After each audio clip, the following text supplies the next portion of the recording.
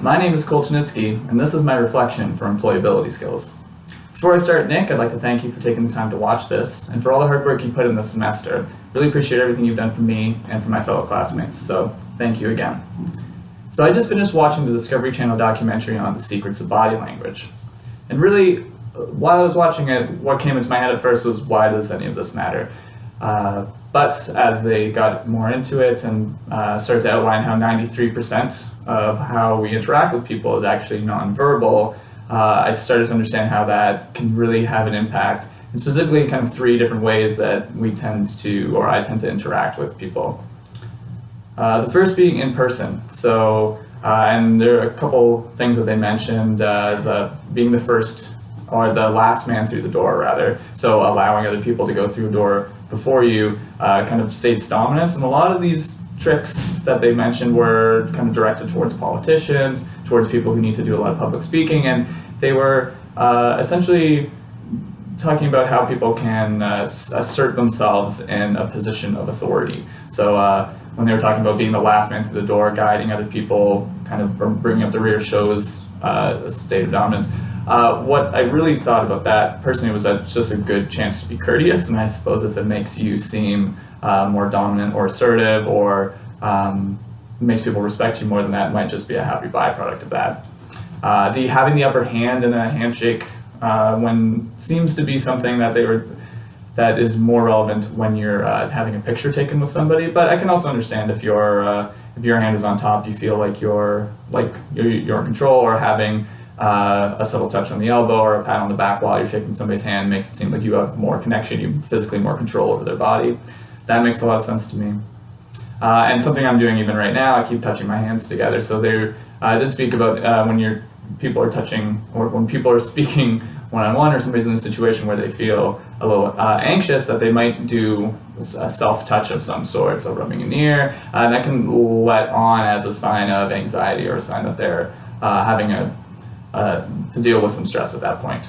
So, and they also mentioned that if you're doing sales, which is really primarily where this would come into me. I work as a personal trainer. I need to make connection with people, and often the people are in a strange position. They're doing push-ups, they're on a bench, they're on a row, or something like this. And one thing that they mentioned was coming down to the same level as people, and making sure that we're not standing over top of them, which can, especially if you're trying to make a sale, you want to assert yourself as knowledgeable, but not as somebody who's dominant, because that can make other people feel uncomfortable.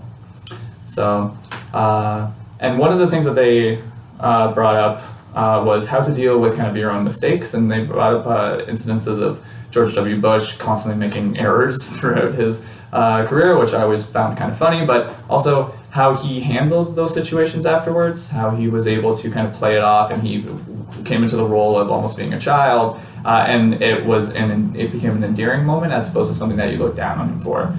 So now in public speaking, they spoke a lot about training and being very intentional about the way you speak, and if you can get too far into the science of this, that what happens is that you end up seeming very rehearsed, and you don't seem authentic, and then that becomes almost to your detriment. So, and they mentioned Hillary Clinton as the person who has received a lot of training, and the people who do training can read that instantly. And also it comes off to a lot of people, and I think that's pretty evident in what happened in the recent election. A lot of people saw her as fake.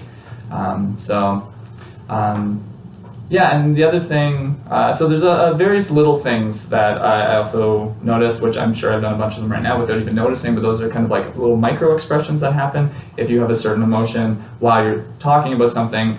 So you're trying to act excited and happy, but you're really anxious or sad. Those sad and anxious emotions might show on your face while you're trying to express something happy, and it can kind of say the opposite thing of what you're trying to say. So it can become, and those things are subconscious, they happen so quickly, and they're really, really difficult to control. But to a trained eye, they do exist.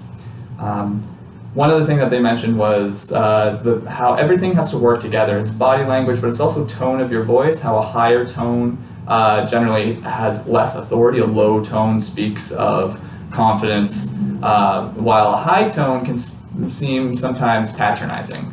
And they mentioned I mentioned quite a few examples of that. But really, your facial expression, your body language, and your tone, they all have to work together in order to express yourself properly. So, Nick, thank you for giving me the opportunity to watch that video, and I hope you have a great summer.